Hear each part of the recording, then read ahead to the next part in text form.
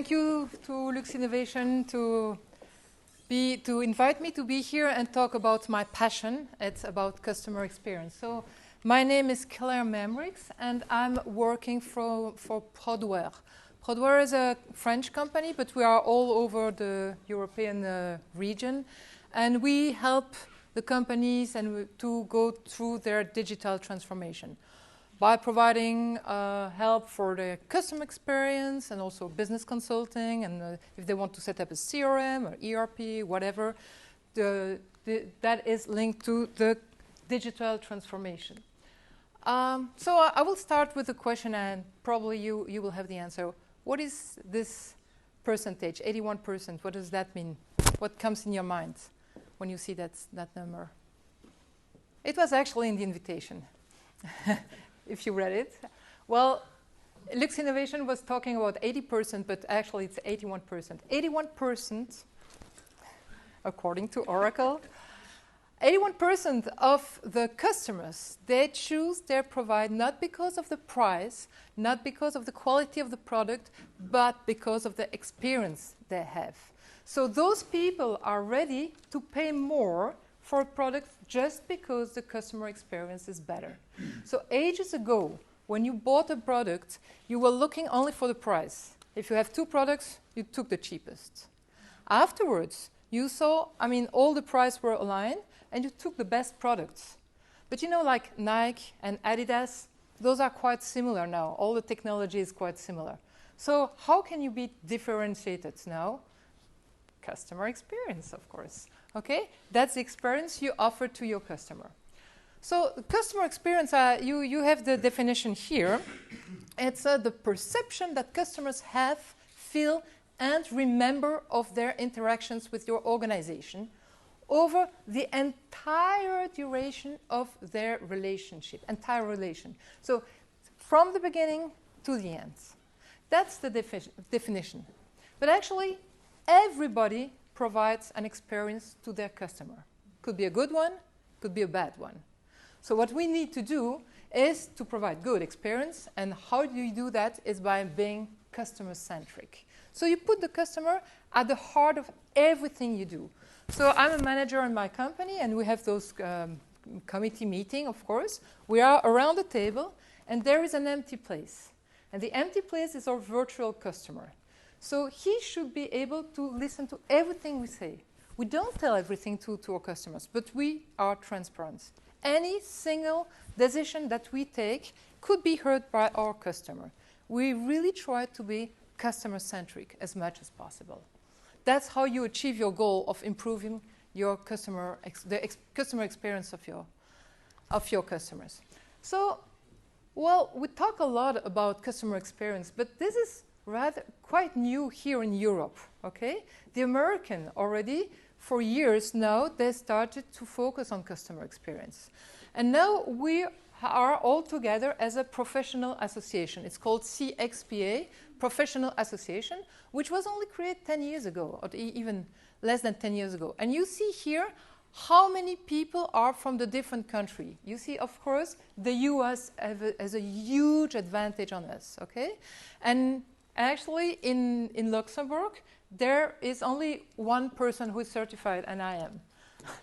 But there will be more and more. So I know that there is a second one who will be certified soon, and more people get the certification and are more professionalized. So you see more and more people with a new title. It's CXO, which stands for Customer Experience Officer. So more and more companies have a real department only dedicated to customer experience. It's not just a funny project on the side, okay? It's a real, very important department in the new companies. So, concept. I fear that I might say things that I've heard already today, so let's go quite quickly on this one. The concept is, it's an iterative process. So the first thing you need to do is define your strategy. Okay, your strategy, if you are selling an Aston Martin, or if you're selling a Skoda, what do you want your customers to feel? What should be their experience? It's not the same. If you're selling an Aston Martin, you expect your customers to feel like, important, to feel like luxury, to feel like they are differentiated, and so on. If you sell Skoda, you expect your customers to feel happy because it was not that expensive, it was easy to drive, and you have a lot of garage and so on. So you need to define first the strategy. What do you really want your customers to feel? And then, and that's so important, really, we have heard that today already, you need to understand your customer. It's a pity because a lot of companies try to do customer experience, but they don't listen to the customers. And they pretend they know. And they're sure they know. So I've heard somebody who said, be in the shoes of your customers. So go outside in and try to understand really what they need, what they want. Okay, that's a good thing. But once you know what they want, you should improve it. Okay? That's by designing. Design thinking is one of the very good methodology to do that. Design it. And don't forget to measure it, okay? Because maybe you improve things, you're very happy, but your customers, it doesn't make more revenue, okay? Because at the end, what you want to know is did this really improve the experience, and did that bring revenue for you? Once you measure it, you have to align all the departments. It's not only me as a customer experience manager who is in charge of it.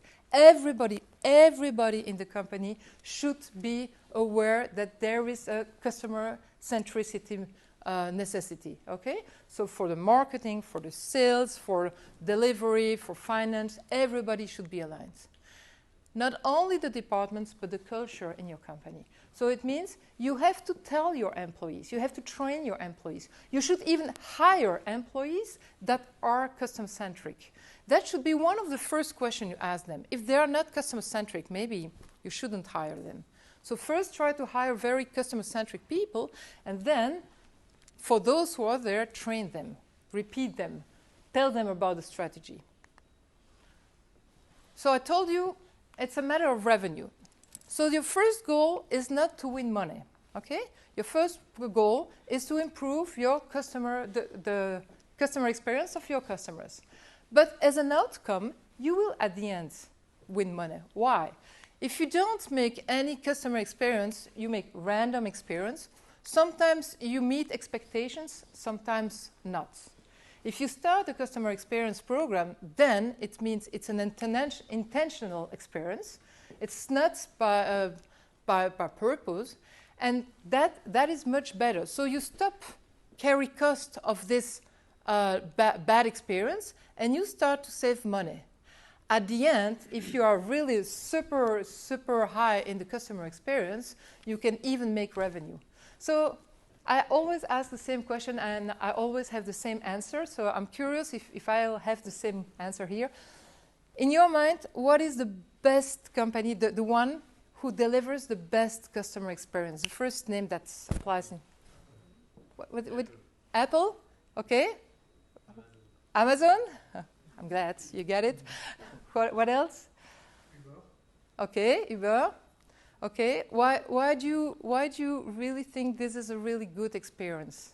Uber, Amazon, Apple. Why? It's easy and convenient. It's easy. It's easy, it's convenient. Okay, it meets your needs first. It's so easy, it's wonderful. Amazon, I have just a click and whatever I bought comes into my house. And it's enjoyable, it's funny finally. You can do something funny. So that's how now Amazon is making revenue, because the customer experience is so good.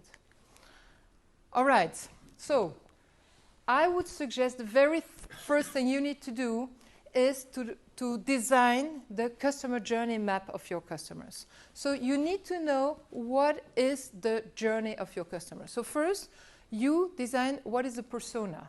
Who are your customers? A persona is a virtual customer. Mine is called John Doe, okay? So I pretend there is a guy called John Doe, he's a male, he's 41 years old, he probably looks like that. What is his needs?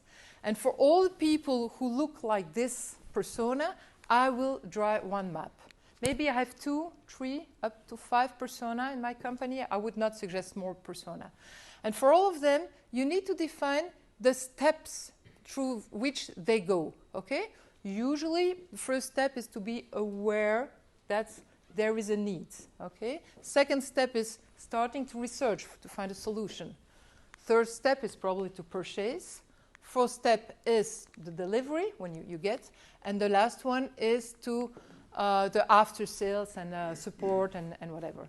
This is in my example, but you can have your own journey map, okay? And what you need to do is to identify all the interaction. You cannot see it very well, but you see what are the touch points.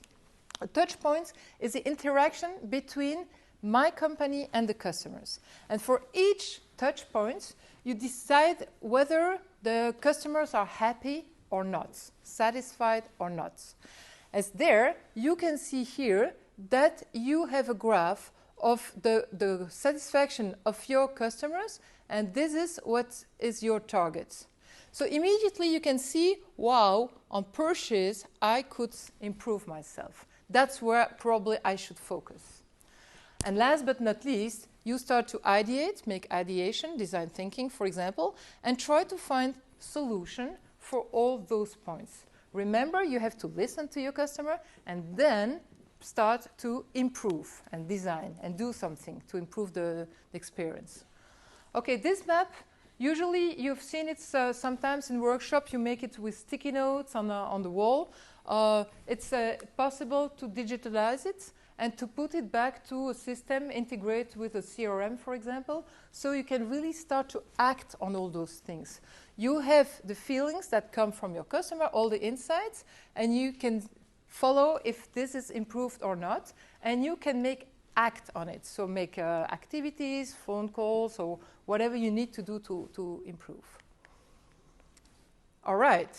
So this voice of the customer, we have been talking about it.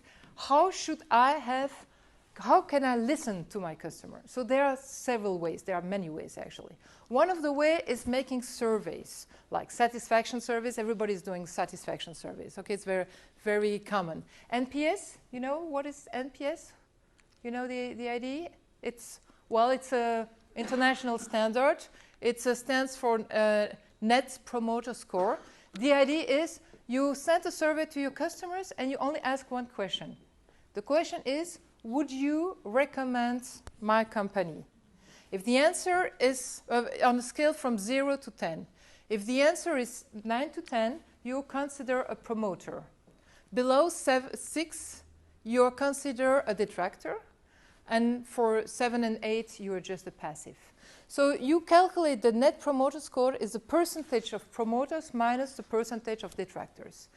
This is a standard. Everybody knows that. It's a NPS. So it's really an interesting measure. It's an indicator. But there is limitation.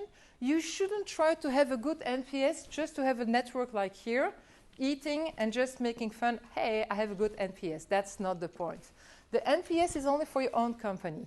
Try to improve your own NPS years after years, okay? And you see, you start with a 4, which is not very good, and go up to 6 or 7, who knows? Don't try to pretend you have a super NPS. Like even the best NPS, of course, is Amazon, for example. They have only an 8. Huh? They don't have an 8 on 10, 80%. Customer effort, just to measure how difficult it is to get your product.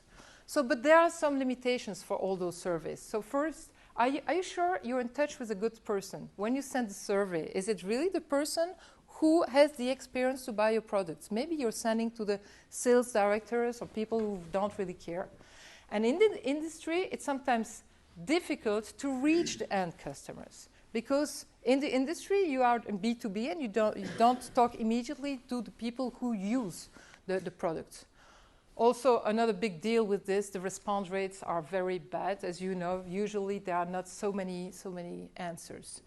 What do you think about that one? I saw it very recently. So Novotel, and they're making this NPS, and they said, dear guests, please rate us, but if you give 10, it's a very good idea. We would really appreciate you to give 10. What do you think about that? Sorry? It's a little bit leading, maybe. Maybe a little bit leading. Sorry? There is a bias. Bias. Yeah, Oh. Yes. Well, the idea is maybe they will have a very nice NPS. Maybe they will have 10. All the people will give them 10. Is that a good sign for them? Will they improve their customer experience? They don't know what's the problem. They just are very happy and auto-congratulate. Okay, it doesn't help at all to do this kind of thing. So there are other qualitative researches that you could do, as we've heard today. What about just meeting your customers face to face and talk to them and try to understand what are their pain points? Of course, in the industry, you cannot do that with your end customers all the time. We have some other solution. You need, and this is a very important one, you need to listen to your own employees. If your employees are facing the customers, that is a very, very important source of insights, because they know how the customers feels. They know what are the pain points of your customer. And if you forget to ask your employees, you are losing a lot of information. Okay, you can make a mining sentiment analysis on all the phone calls, the chatbots, and the emails. You start to see what is the feeling of your customers. That's a nice one too. Just a good advice, don't fail to meet the whole picture. And that is so important. You will finally be perfect. Fantastic. You align all the departments. Your culture is fantastic. You are metrics. You're measuring. You design. You made everything's perfect in your company. But you forgot that you're working in the whole ecosystem. So it means you have a lot of people working with you, like suppliers or fabricators or consultants or architects in some industries, or all the showrooms, okay? All this is your ecosystem. So you need to align. So everybody wants to deliver the same customer experience. Okay, so we've talked earlier, I thought you said, that it's good if you want to really know what is the feeling of your customer, you need to call them. Well, that's very nice if you have the ability to do that. We have a solution which is called How Was It? And we propose that to a customer. And it's a very, very funny one, because each time your customer are buying something, exactly at the moment they're buying, they receive a very, very small and tiny inquiry, and they like to answer to that. So in my example, this is a clothing company, and you just bought your clothes, and you have your question, so how would you rate? Did you like us? And you say 0, I didn't like it, 8, I like it. And then I send. And you have an answer, say, hey, thank you, 8 is a very good thing. So how could we improve? If I answered 1, the answer is, oh, we're sorry, you didn't really appreciate, how can we help? You see, you have, of course, different answers depending on the answer, the different requests, different questions. So here, what could we improve? Products, staff, and so on. So I say products here and the checkout. Please rank the following in the product sections, and you can give a smiley or not, okay? And all this information is sent back to our centralized system again. Why?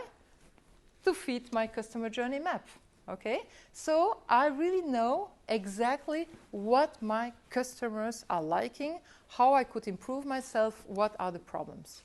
Of course, if I need more information, I need to meet them face to face and go a little bit further. But this is a very nice way. It's very easy to set up. And people usually, we have better response rate with this kind of service than long service that you receive on a computer. Everybody likes to play, you know, with the mobile, so it's a quite easy one. This is integrated with your Dynamics system. Okay. I think I have exactly the same conclusion as yours, so we are totally aligned, and I do agree with myself and with yourself as well. So you should go step by step. So the first thing you need to do is to design your customer journey map. So to try to understand what are your customers feeling. Then you have to align the processes, okay? Once it's done, you align the processes only when you know what really your customer know. And once you have aligned all the processes in the company, only then you choose your technology. Don't do the other way around. Same conclusion. So thank you for your attention, and have a good afternoon.